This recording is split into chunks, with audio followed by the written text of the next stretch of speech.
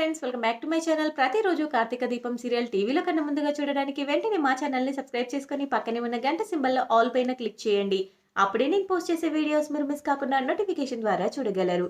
ఇక సీరియల్లోకి వెళ్తే దాసుని చంపబోతూ జ్యోత్స్న పారిజాతంకి అడ్డంగా దొరికిపోతుంది. మరి షాక్‌లో ఉండిపోతుంది పారిజాతం. అసలు ఏం జరిగింది? మళ్ళీ దాసు మీద ఎందుకు అటాక్ చేసింది జ్యోత్స్న? మరి అసలు ఏం జరగబోతుందనేది తెలియాలంటే ఈ వీడియోని చివరి వరకు స్కిప్ చేయకుండా చూడండి. అప్పుడే మీకు క్లియర్‌గా అర్థమవుతుంది. అలాగే ఈ వీడియోని ఇప్పటివరకు లైక్ చేయని వాళ్ళు ఇప్పుడే లైక్ చేసేయండి. ఇక సీరియల్‌లోకి వెళ్తే కార్తీక దీపం సీరియల్‌లో శివనారాయణ చాలా టెన్షన్ పడుతూ ఉన్న విషయం అందరికీ తెలిసిందే. అయితే కార్తీక్‌కి తన బాధ్యతనంతా అప్పగించి ఈ ఇంట్లో వాళ్ళందరినీ జాగ్రత్తగా ఎవ్వరికీ ఎటువంటి ప్రమాదం రాకుండా చూసుకోవాల్సిన బాధ్యత నీదే కార్తీక్. ఈ ఇంట్లో ఎవ్వరికి ఏం జరిగినా తట్టుకునే శక్తి నాకు లేదు అని చెప్పేసి కార్తీక్ తోటైతే చెప్తాడు శివనారాయణ. ఇక దాంతో శివనారాయణకు ధైర్యం చెప్పి ఈ ఇంట్లో వాళ్ళకే కాదు ఎవరికి ఏం కాకుండా నేను చూసుకుంటాను. నువ్వేం కంగారు పడకు తాత అని చెప్పేసి ధైర్యం అయితే చెప్తాడు కార్తీక్. ఆ తర్వాత దాసు కార్తీక్ ఇలా మాట్లాడాలి అని దాసు కార్తీక్ అయితే ఫోన్ చేస్తాడు. ఏంటి మామయ్య ఎక్కడున్నావు? అయినా ఈ మధ్య కనిపించట్లేదేంటి? నిన్ననే కదా వ్రతం అయిపోయింది. అది ఇంట్లో హోమం జరిగింది. మళ్ళీ అప్పుడు వెళ్ళిపోయావంటే మళ్ళీ కనిపించలేదు. ఎక్కడున్నావు? నేను నీతో అర్జెంట్‌గా మాట్లాడాలి మామయ్య అనగానే, ఏం లేదు కార్తీక్. నాకొక చిన్న పనుండి నేను వైజాగ్ వచ్చాను. ఏంటి కార్తీక్ ఏదైనా అర్జెంట్ మ్యాటరా అనగానే, అది నేను అది అంటూ చెప్పగానే, అర్థమైంది కార్తీక్. నేను సాయంత్రం లోపు వచ్చేస్తాను అని చెప్పేసి అనగానే, నేరుగానే మాట్లాడాలా అనగానే, అవును మామయ్య. ఈ విషయం నేను ఫోన్‌లో చెప్పేది కాదు. నేను నేరుగానే మాట్లాడాలి అని చెప్పేసి దాసుతో మాట్లాడుతూ ఉంటాడు కార్తీక్. ఇక నాన్నతో నాన్నతో బావ ఏం మాట్లాడుతున్నాడు? అసలు బావకు, నాన్నకి ఏంటి సంబంధం? అంటే దాసు నిజంగానే బావకి ఏదైనా నిజం చెప్తున్నాడా? నిజం చెప్పాలని ట్రై చేస్తున్నాడా? ఏం జరుగుతుంది? అంటే నాకేమీ అర్థం కావట్లేదు. ఒకవైపు ఇంట్లో వాళ్ళంతా నాకు దూరంగా అంటే నాకు ఆపోజిట్‌గా తయారయ్యారు. ఎవరు నాకు సపోర్ట్ చేయట్లేదు. నేను ఏం మాట్లాడినా తప్పు పడుతున్నారు.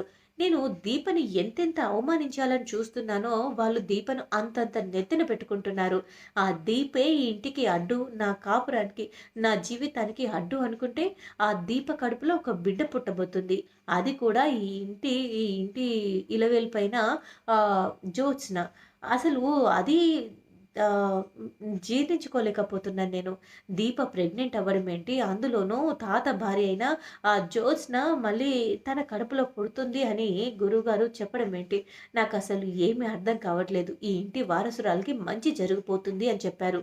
ఆ ఇంటి వారసురాలికి మంచి జరగడానికి వీల్లేదు.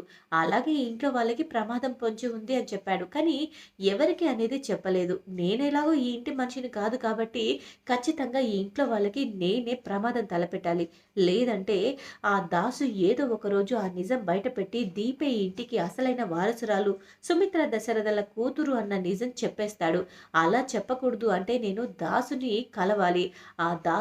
దాసు కార్తీక్ బావని కలవడానికి వస్తాను అని చెప్పాడు కాబట్టి అక్కడికి వచ్చేలోపు బావ దాసుని కలిసే లోపే దాసుని భూమి మీద లేకుండా చేయాలి అని అనుకుంటూ ఆలోచిస్తూ ఉంటుంది.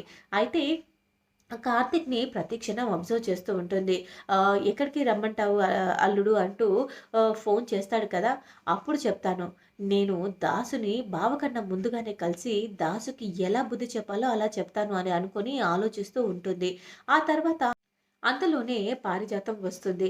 పారిజాతంకి దీప గురించి కొన్ని అనుమానాలైతే ఉంటాయి. అయినా ఈ ఇంటి వారసురాలికి మంచి జరుగుతుంది అని చెప్పారు. అయినా పుడితే గిడితే జ్యోత్స్న కడుపులో పుట్టాలి కదా! అయినా ఈ ఇంటికి ఎటువంటి సంబంధం లేని ఆ దీప కడుపులో ఆహ్, ఏ శివనారాయణ మొదటి భార్య పుట్టడం ఏంటి? నాకేమీ అర్థం కావట్లేదు. ఈ జ్యోత్స్న ఏదో దాస్తుందని నాకనిపిస్తుంది అంటూ పారిజాతం అయితే జ్యోత్స్న మీద అనుమానపడుతుంది. అయితే ఇక వచ్చేసరికి చాలా టెన్షన్ పడుతూ ఆలోచిస్తూ దీర్ఘంగా ఆలోచిస్తూ ఉంటుంది. ఆ తర్వాత పారిజాతం వెళ్ళి, "ఏంటి నువ్వు ఎందుకే రోజు రోజుకు ఇలా తయారవుతున్నావు? అయినా నువ్వు నీ అంతట నువ్వు నీ గోతి నువ్వే తీసుకుంటున్నట్టు అనిపిస్తుంది" అనగానే, "గ్రానీ ఏం మాట్లాడుతున్నావో నీకు అర్థమవుతుందా?" అంటూ జ్యోత్స్న అంటుంది. మరి లేకపోతే నీకేంటే?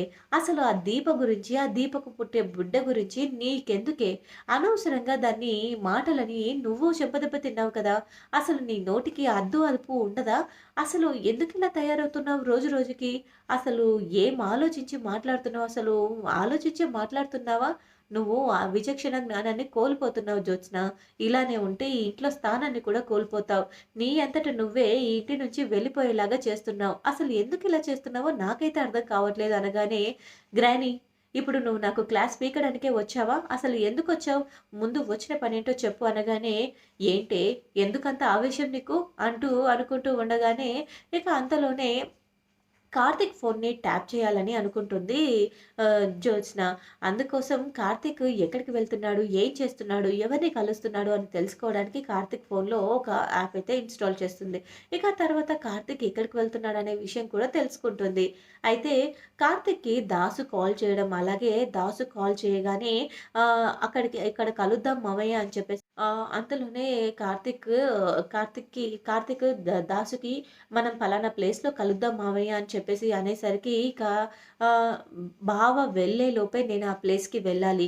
ఆ దాసుని ఈ భూమి మీద లేకుండా చేయాలి. లేదంటే నేను ఆ నిజం ఎప్పుడు ఏ క్షణంలో బయటపడుతుందో అని చెప్పేసి అనుక్షణం భయపడుతూ చావాలి. దాసుని కలవడానికి బావ కలవడానికి ముందే నేను కలుస్తాను. ఆ దాసు ఇంకెప్పటికీ ఎవ్వరిని కలవలేని ప్లేస్‌కి పంపిస్తాను అంటూ ఆలోచిస్తూ చాలా గట్టిగా నిర్ణయించుకుంటుంది. ఇక ఆ తర్వాత డౌట్ లేదు. ఇది ఏదో చేస్తుంది. మళ్ళీ ఏదో తె తెలివి తక్కువ నిర్ణయం తీసుకుంటుంది. దాన్ని ఖచ్చితంగా ఫాలో అయ్యి అది ఏం చేస్తుందో తెలుసుకోవాలి అని చెప్పేసి, అలాగే ఇది నా దగ్గర ఏదో విషయం దాస్తుందన్న అనుమానం అయితే నాకు ఉంది. ఆ అనుమానం పోవాలి అంటే ఖచ్చితంగా నేను ఇది ఎక్కడికి వెళ్తుందో తెలుసుకొని దీన్ని ఫాలో అవ్వాలి అని చెప్పేసి పారిజాతం అయితే అనుకుంటుంది. అయితే కార్తీక్‌ని డైవర్ట్ చేయడానికి, కార్తీక్ దాసుని ముందుగా కలవకుండా ఉండడానికి జ్యోత్స్న అయితే ఒక ప్లాన్ చేస్తుంది. ఒక యాక్సిడెంట్ ఏదో క్రియేట్ చేసి కార్తీక్ అలాగా హాస్పిటల్‌కి వెళ్ళిపోయేలాగా, వాళ్ళని కాపాడడానికి హాస్పిటల్‌కి వెళ్ళి అలా తను కార్తీక్ దాసుని లేట్‌గా కలిసేలాగా చేస్తుంది. ఇక కార్తీక్ వెళ్ళేలోపే దాసుని కార్తీక్ కన్నా ముందు కలవాలని, అలాగే దాసు ఈ భూమి మీద లేకుండా చేయాలని చాలా గట్టిగా నిర్ణయించుకుంటుంది. మళ్ళీ దాసుని కలిసి మాట్లాడుతుంది. నాన్న నువ్వేంటి ఇక్కడ అని మాట్లాడుతుంది.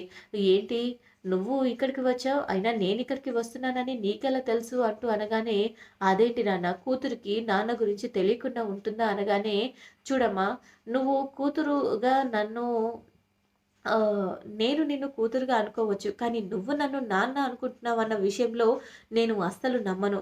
అయినా నీకు నేనంటే ప్రేమ లేదు, రాదు అని కూడా తెలుసు అనగానే, అదేంటి నాన్న అలా అంటావు? నేను నీ కూతుర్ని.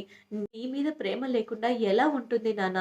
నువ్వు నా గురించి తప్పుగా అర్థం చేసుకుంటున్నావు నాన్న అనగానే, నేనేమి తప్పుగా అర్థం చేసుకోవట్లేదమ్మా. నేను అన్నీ ఆలోచించి కరెక్ట్‌గానే మాట్లాడుతున్నాను కానీ, అసలు ఇంతకు నువ్వు వచ్చిన విషయం ఏంటి?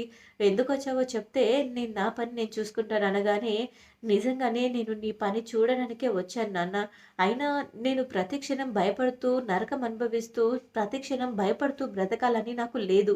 అందుకనే ఆ భయాన్ని పోగొట్టుకోవాలి అంటే నాకు ఒక నమ్మకం కావాలి. ఆ నమ్మకం కావాలి అంటే నువ్వు ఈ భూమి మీద ఉండకూడదు అనగానే, అంటే మళ్ళీ నన్ను చంపేయాలని ప్రయత్నం చేస్తావా?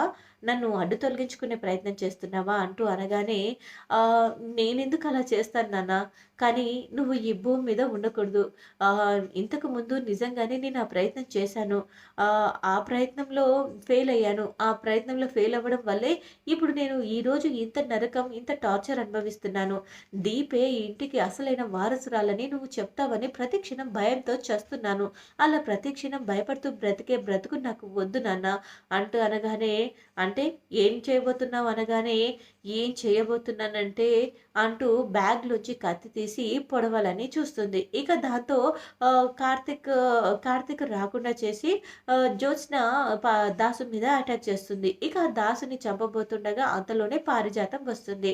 ఇక పారిజాతాన్ని చూసి ఒక్కసారిగా షాక్ అయిపోతుంది జ్యోత్స్న.